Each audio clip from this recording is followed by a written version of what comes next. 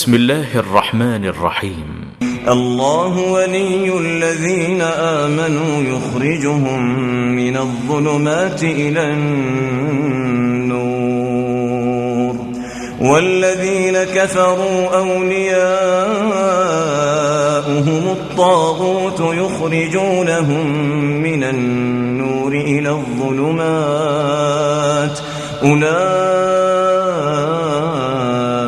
أصحاب النار هم فيها خالدون.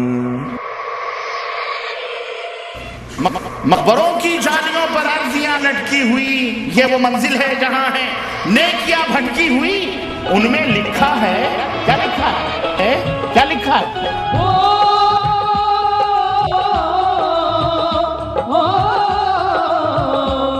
سرکار کا روضہ نورانی منظر ہے یہاں کا قرآنی. یہاں آئے فرشتے، یہاں آئے فرشتے مستی میں خواجہ پرستی میں.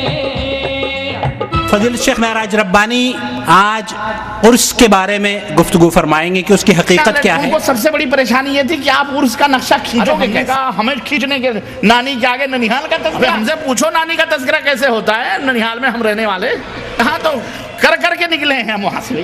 یہ قریب میں ان مجالس کی رونق ہوا کرتے تھے. عرس عاقل صاحب دیوبند کے، ان کو تکلیف ہوتی ہوگی لیکن توبہ کر کے آ گئے ہیں ادھر. نواز کے چاہنے والوں کا یہ ہجوم اپنے خواجہ کے قدموں میں سلام عقیدت پیش کرنے کے لیے جا رہا ہے.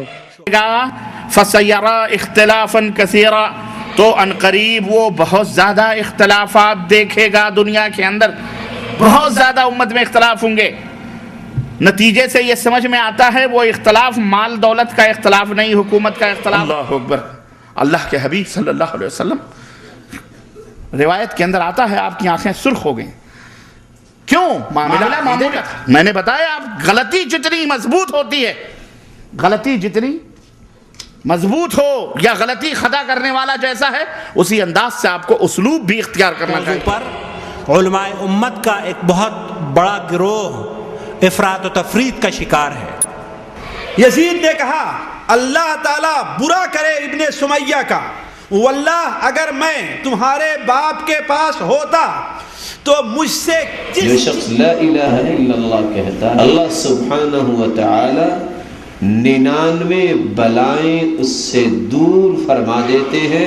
خاص طور پر مملکت ان کی شان میں گستاخی کرے، اس کو ہم برداشت نہیں کریں. فقہ کا یہ مسئلہ ہے کہ عورت کو پراپرٹی میں، وراثت میں، زمین میں، بلڈنگ میں کوئی حصہ نہیں ملتا، اس کو کوئی حق نہیں ہے مطالبہ کرنے کا. روح 3 نفسوں سے جڑا ہوا رہتا ہے. انسان جب سو جاتا ہے تو نفس کی 3 قسمیں ہو جاتی ہیں. شیخ عبدالواحد اعوان اہل جدہ کے لیے الحمدللہ کسی تعارف کے پاس رسول اللہ صلی اللہ علیہ وسلم کا کوئی فیصلہ آ گیا، رسول اللہ صلی اللہ علیہ وسلم کا کوئی ضابطہ آ گیا، رسول اللہ صلی اللہ علیہ وسلم کا کوئی قانون آ گیا، رسول اللہ صلی اللہ علیہ وسلم کی کوئی سنت آ گئی، رسول اللہ صلی اللہ علیہ وسلم کا طریقہ آ گیا، پھر وہ نبی صلی اللہ علیہ وسلم کے حکم کو نہ مانے، پھر نبی صلی اللہ علیہ وسلم کے قانون کو نہ مانے، پھر وہ نبی صلی اللہ علیہ وسلم کے فیصلہ کو نہ مانے، کہ نتیجہ کیا ہوگا؟ اللہ کہتا ہے ان پر کوئی نہ کوئی فتنہ آ جائے.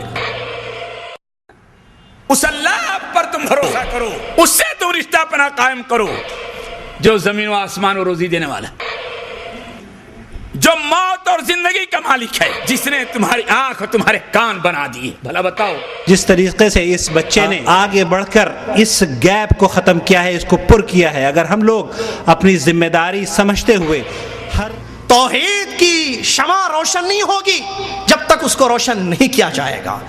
توحید کی طرف بلانے والوں کی ضرورت ہے، سنتوں کی اہمیت بتانے والوں کی ضرورت ہے، منہج سلف صالحین دکھانے والوں کی ضرورت ہے. اس طرح کے پروگرامز تیار کیے جا رہے ہیں جن سے صرف دھوکہ دینا، دھوکہ دے کر لوگوں کا انٹرٹینمنٹ کرنا، ان کو ہنسانا، لافٹر چیلنج کے نام سے، یا کوئی ہے مجھے ہنسائے، یا موور اینڈ شیکرز، اس طرح کے بلف ماسٹر. یہ ایسے من افقہ الناس مع الصبی. اللہ کے رسول صلی اللہ علیہ وسلم بچوں کے ساتھ بڑے ہی خوش مزاج تھے. آپ نے فرمایا من یشتری ھذا العبد بدرہم، اس عبد کو کون شخص ہے جو خریدے گا؟ اور مولانا انجم انصاری بھی جماعت کے ان شعراء میں ان کا شمار ہوتا ہے جنہوں نے قرآن و سنت کی نشر و اشاعت میں اشعار کہے۔ الہی سب تجھے رب کریم کہتے ہیں، الہی سب تجھے رب کریم کہتے ہیں، تجھی کو مالک عرش عظیم کہتے ہیں۔ ہماری زندگی کیا ایسی گزر رہی ہے؟ عبداللہ بن عمر کہا کرتے تھے، جیسا کہ بخاری کی حدیث ہے، اذا امسیت فلا تنتظر الصبح واذا اصبحت فلا تنتظر المساء، صبح اٹھو تو شام کا انتظار مت کرنا کہ شام میں توبہ کروں گا، بعد میں توبہ کروں گا، بعد میں معافی مانگوں گا، نہیں، اور شام کو تم زندہ رہو تو پھر صبح کا انتظار مت کرنا، صبح اٹھو تو شام کا انتظار مت کرنا۔ آگے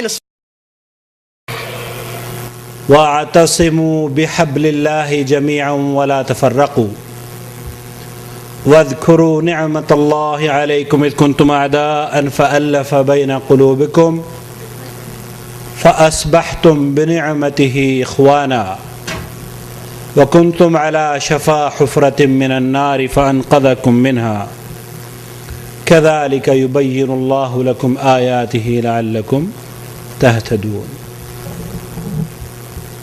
محترم بھائیوں، بزرگوں، دوستوں اور قابل احترام دینی ماؤں اور بہنوں، السلام علیکم ورحمۃ اللہ وبرکاتہ۔ قرآن کریم کی تلاوت سے آج کی اس بابرکت مجلس کا آغاز ہو چکا ہے۔ اللہ رب العالمین سے دعا ہے کہ وہ اپنی رحمتوں کا اس مجلس پر نزول فرمائے، ہمارے یہاں جمع ہونے کو ہمارے علم و عمل میں اضافے کا ذریعہ بنائے۔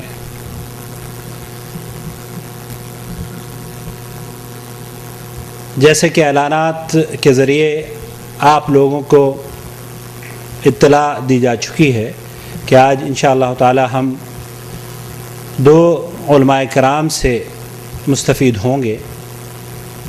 پہلی تقریر فضیلت شیخ یاسر جابری کی ہوگی اور دوسری تقریر فضیلت شیخ توصیف الرحمن کی انشاءاللہ تعالی ہوگی۔ فضیلت شیخ توصیف تو تشریف لا چکے ہیں اور شیخ یاسر بھی راستے میں ہیں، میں سمجھتا ہوں کہ 5-7 منٹ کے اندر اندر وہ بھی پہنچنے والے ہیں۔ اس سے پہلے کہ ہم شیخ تشریف لائیں اور یہاں تقریر کے سلسلے کا آغاز ہو، ہماری جماعت کے ایک مشہور شاعر ہیں ہندوستان کے، مولانا انجم انصاری صاحب، اللہ تعالیٰ ان کو غریق رحمت کرے۔ ان کے برخوردار یہاں پر تشریف فرما ہیں قمر انجم صاحب۔ سہیل انجم کو شاید آپ لوگ پڑھتے ہوں گے اردو نیوز میں، جو دہلی کے بہت مشہور جرنلسٹ ہیں، BBC کے ساتھ غالباً منسلک ہیں، وہ جماعت کے الحمدللہ اہل علم میں ان کا شمار ہوتا ہے۔ اور مولانا انجم انصاری بھی جماعت کے ان شعراء میں ان کا شمار ہوتا ہے جنہوں نے قرآن و سنت کی نشر و اشاعت میں اشعار کہے۔ اللہ رب العالمین ان کی اولاد کو بھی ان کے نقش قدم پر چلنے کی توفیق عطا فرمائے۔ میں گزارش کروں گا بھائی قمر انجم سے کہ تشریف لائیں اور جو اشعار ان کے پاس موجود ہیں وہ آپ کی خدمت میں پیش کریں۔